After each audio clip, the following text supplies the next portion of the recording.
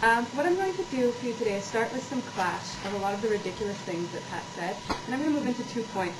My first point is the role of the state, when does the state regulate, and my second point is how this is going to improve the research environment in our country and attract scientists and lead to great things. Okay, so a lot of what Pat said had to do with like him being afraid and scared and just wanting to hide it. And we think that Pat's not going to get very far, and in fact, Pat, as he admitted, may not survive this century. He was very concerned about like these half-pony, half-monkey monsters. Well, first of all, he didn't show that half-pony, half-monkey monsters are more dangerous when they're created by genetic modification than they are by like simply feeding monkeys and ponies hormones and putting them in rooms together. He didn't show, and so what we're saying on our side of the house is that there are still regulations, that we're still going to hold people criminally liable for like what happens to their creations afterwards if they don't control them. Ebola is equally dangerous, whether or not, like how it happened shouldn't matter. It's what it can do now that matters, and we're still going to control that. He had this sort of flawed idea that all of these crops and all of these species are going to sort of go out and dominate over everything else and control them. And that's, for the most part, like completely not true. We cannot compete against like 4 billion years of evolution. Like, a lot of what my partner said is very true. That when you're growing crops and you've engineered them to have like a 10-month growing season, there's a reason that crops didn't like naturally evolve to have that, because they have other disadvantages. They cannot survive without human cultivation.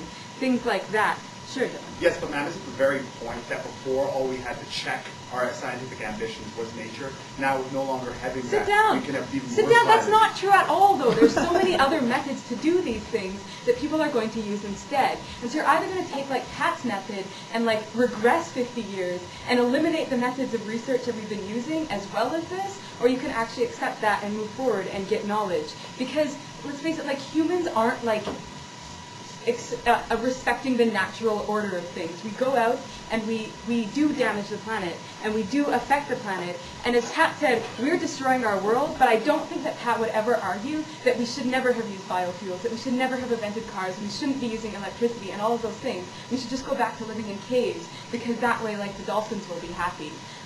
That's not a sacrifice that we're willing to make on our side of the house.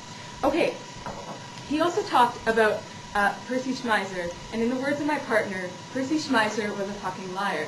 He did it intentionally. He stored up seeds and distributed them to make it look this way. He lost all of his lawsuits, and he lost them with good reason. They're using faulty evidence for their side of the house, and they're, I don't know, paranoid, and it's going to be very sad. Okay, other things that that Pat said is that just because other research methods are bad doesn't mean that we should allow good research methods. We think that that's really dumb. We think that when we have a research method that we are more able to control. We know more what's going to happen when we do genetic modification than we do when we just like radiate things.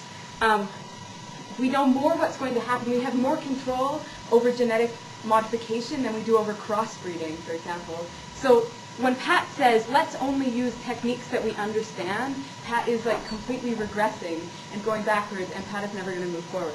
He talked about how these techniques were dangerous, and he quoted my partner on this. Well, my partner talked about how these techniques were dangerous to use on humans because you could end up with lots of mutated babies, and we think that's really sad for the babies. We're not that concerned about a bit of mutated corn, which we can like destroy if necessary. We would rather experiment on those things now so that when we have the technology in the future, we will have the skills and we will have the knowledge to apply that to do better things.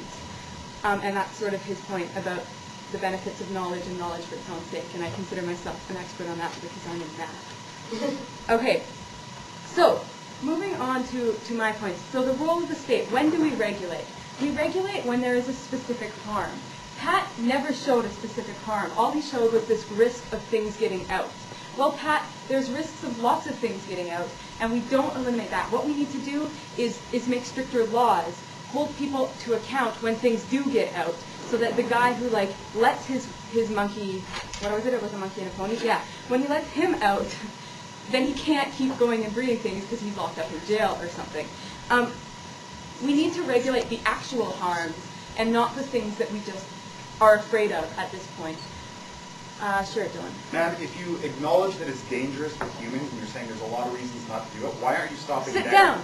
Okay, it's dangerous with humans because we don't want the individual human whose genes we have messed with to be affected. We don't care about the rat.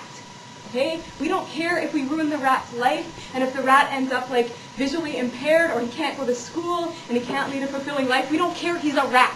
And that's why we're going to experiment on rats and later then we can make sure that it's safe for humans. That's why we care. No, thank you.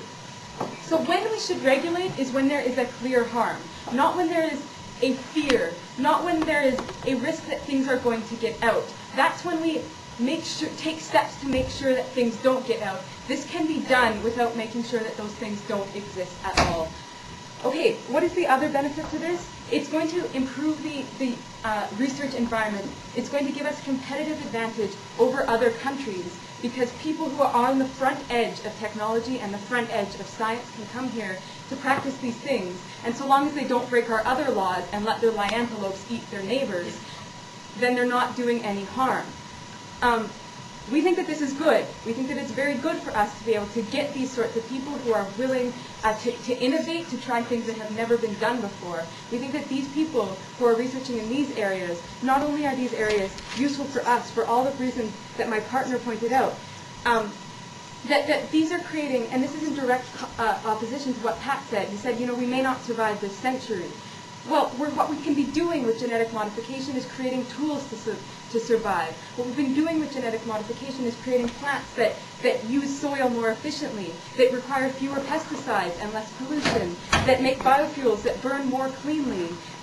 These are things that are very useful for us, that are very useful for the future, and we think that we should stop being silly and ridiculous and paranoid. We are proud to propose.